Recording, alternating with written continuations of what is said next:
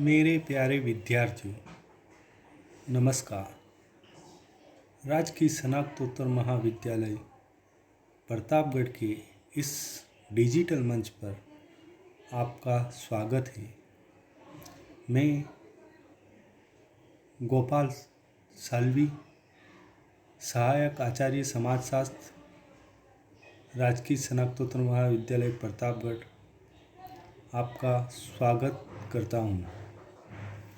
आज का हमारा जो व्याख्यान है, इसमें हम सामाजिक समूह की अवधारणा की विस्तार से चर्चा करेंगे। मानव समाज के इतिहास में समूह का बहुत ही महत्वपूर्ण स्थान रहा है। सभ्यता के आरंभ से ही मानव किसी न किसी प्रकार से समूह में रहता आया है। कुछ विद्वानों का कहना है कि मनुष्य ने अपनी सुरक्षा के लिए समूह का निर्माण किया, तो कुछ लोगों का कहना है कि मनुष्य ने समूह का निर्माण अपनी आवश्यकताओं को पूरा करने के लिए किया है। तो कुछ अन्य विद्वानों ने यह भी कहा है कि मनुष्य समूह में इसलिए रहता आया है कि उसमें समूहशीलता की प्रवृत्ति पाई जाती है। खैर, कारण जो भी हो, सामाजिक जीवन में समूह से ज़्यादा शायद ही कोई अधिक महत्वपूर्ण व्यवस्था है। यही कारण है कि समाजशास्त्र के अंतर्गत समूह एक बहुत ही महत्वपूर्ण अवधारणा है। इसकी महत्ता इतनी अधिक है कि बोगार्डक्स, जॉनसन आदि समाजशास्त्रियों ने समाजशास्त्र को सामाजिक समूह के अध्ययन का विषय कहा है। यह स्वाभाविक भी है, क्योंकि परिवार एक बुनियादी सामाजिक समूह है जहाँ प्रजनन के द्वारा समाज का स्वतः ही विकास होता है।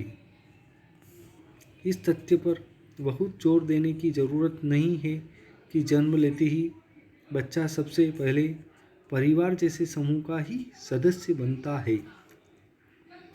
यहीं पर बच्चों का लालन पालन एवं समाजीकरण होता है। परिवार के अन्य सदस्य उसकी बुनियादी आवश्यकताओं को पूरा करते हैं और बड़े होकर वे विभिन्न प्रकार के सामाजिक समूह का सदस्य बनते हैं। समाजशास्त्र में समूह शब्द का एक विशेष अर्थ होता है, अतः इस पर अलग से विचार किया जाना आवश्यक है। समूह की परिभाषा पर विचार करने से पहले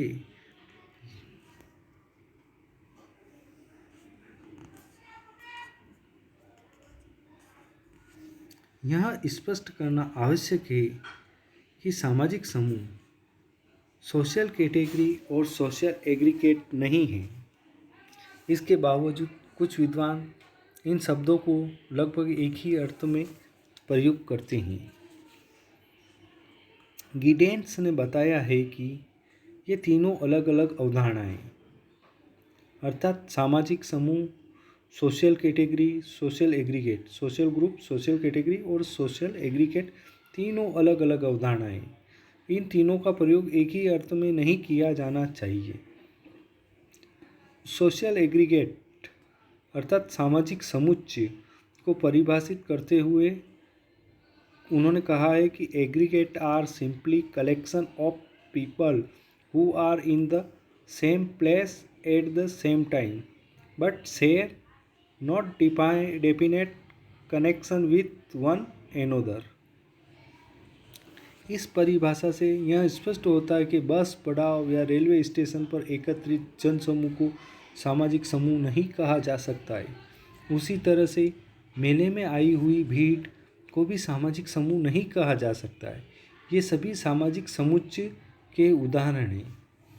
ऐसे समूह को बोटोमोर ने अर्ध समूह कहना स्वीकार किया है। सामाजिक श्रेणी सोशल कैटेगरी के बारे में कहा गया है कि a social category is a statistical grouping people classified together on the basis of a particular characteristic they share, such as having the same level of income or being in the same occupation। अर्थात इस परिभाषा से यह स्पष्ट होता है कि किसी समान शिक्षा या आय वाले व्यक्तियों के समूह को सामाजिक श्रेणी कहा जा सकता है, सामाजिक समूह नहीं। व्यक्तियों के किसी समूह को सही अर्थों में सामाजिक समूह कहने की कुछ और भी शर्तें हैं, जो इस प्रकार है। जहाँ तक समूह की समाजशास्त्री अवधारणा का प्रश्न है, ओकबर्न तथा निमकोप ने कहा है, जब कभी दो या दो से अधिक व्यक्ति एकत्रित होते हैं एवं एक दूसरे पर प्रभाव डालते हैं, तो वे एक सामाजिक समूह का निर्माण करते हैं। इस विषय में मैकाइवर एवं पेज ने ऐसा ही दृष्टिकोण प्रकट किया है, परंतु यहाँ यह स्पष्ट नहीं होता है कि किस तरह के सामाजिक संबंध से समूह बनते हैं। उनकी परिभाषा से ऐसा भी लगता है कि जब कोई दो या दो से अधिक अपरिचित व्यक्ति आपस में मिलते हैं तो उससे समूह का निर्माण होता है, पर यह दृष्टिकोण थोड़ा भ्रामक है।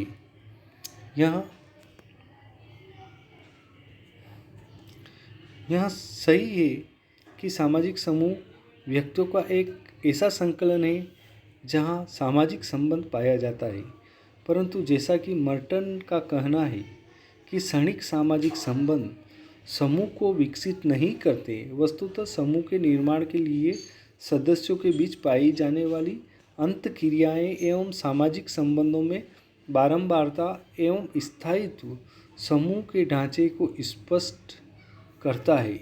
इसके अतिरिक्त मर्टन ने समूह के दो महत्वपूर्ण पक्ष, व्यक्तिपरक पक्ष तथा वस्तुपरक पक्ष की भी चर्चा की है।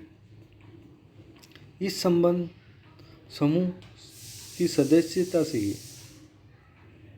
व्यक्तिपरक पक्ष का अर्थ है कि स्वयं समूह के सदस्यों में इस बात का ज्ञान होना चाहिए कि वह समूह का सदस्य है। वस्तुपरक पक्ष का अर्थ यह है कि समूह के सदस्यों के अतिरिक्त दूसरे लोग या एक निरपेक्ष व्यक्ति भी इसे माने कि अमुक व्यक्ति अमुक समूह का सदस्य है। इस प्रकार मर्टन के अनुसार सामाजिक समूह के लिए निम्न बातों का होना आवश्यक है। नंबर 1, दो या दो से अधिक व्यक्तियों का होना। नंबर 2, कुछ हद तक स्थायी एवं बार बार होने वाली सामाजिक अंतःक्रिया। नंबर 3, समूह के सदस्य अपने आप को निश्चित समूह का सदस्य माने एवं बाहरी लोग भी उन्हें उस समूह का सदस्य माने। जॉनसन ने एक और महत्वपूर्ण पक्ष की ओर हमारा ध्यान आकृष्ट किया है। उनके अनुसार सभी समूहों में सामाजिक संबंध होते हैं, किंतु सभी सामाजिक संबंधों से समूह नहीं बनते। इसका तात्पर्य यह है कि सिर्फ सामाजिक संबंधों का होना समूह के निर्माण के लिए काफ़ी नहीं है। समूह के निर्माण के लिए संयोग का होना भी आवश्यक है। इसीलिए सामाजिक संबंध संघर्ष पर भी आधारित हो सकते हैं। युद्ध स्थल में दो शत्रु देश की सेनाओं के बीच लड़ाई भी सामाजिक संबंध के ही उदाहरण है, पर स्पष्ट दो शत्रु देश की सेना किसी समूह का निर्माण नहीं करते हैं। सामाजिक समूह को गिडेंस ने बहुत ही स्पष्ट ढंग से परिभाषित किया है, जो a social group is simply a number of people who interact with each other on regular basis। इस परिभाषा से यह स्पष्ट होता है कि सामाजिक समूह व्यक्तियों का एक ऐसा समूह है जिसके अंतर्गत व्यक्तियों के बीच एक दूसरे के साथ परस्पर अंतःक्रिया की प्रक्रिया चलती रहती है। यह तभी संभव है जब लोग एक दूसरे को जानते हो। चूँकि भीड़ के अंतर्गत सभी लोग एक दूसरे को नहीं जान पाते हैं, इसलिए सभी के बीच सामाजिक क्रिया नहीं हो पाती। अतः भीड़ को सामाजिक समूह नहीं कहा जा सकता है। मैकाइवर एवं पेज ने भी ऐसा ही विचार व्यक्त किया है।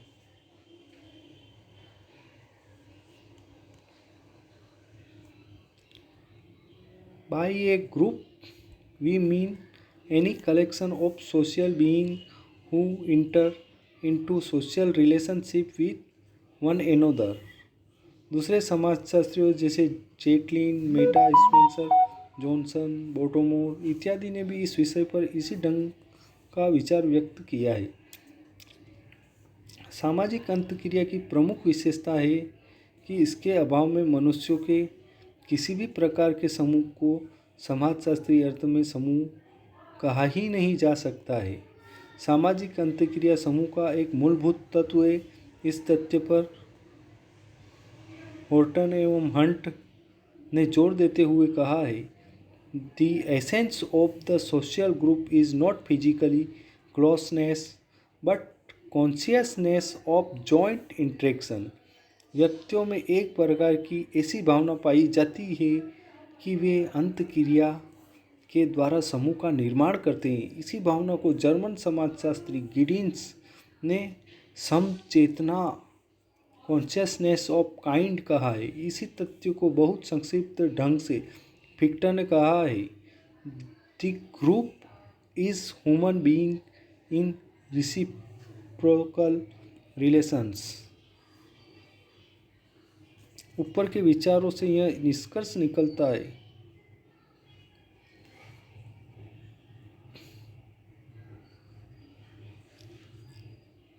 उपरोक्त विचारों से यह निष्कर्ष निकलता है कि समाज में जितने समूह दिखाई देते हैं उन सभी को हम समाजशास्त्री भाषा में सामाजिक समूह नहीं कह सकते हैं।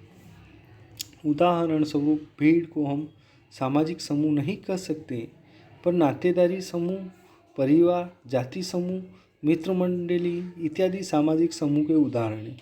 इस प्रकार सामाजिक समूह में व्यक्तियों के बीच विचार, हित या स्वार्थ की प्राय समानता होती है। इनके बीच नियमित अंतःक्रिया तथा सामाजिक संबंध का बंधन होता है। सामाजिक समूह के सदस्य परस्पर एक दूसरे को प्रभावित करते हैं। धन्यवाद मित्रों।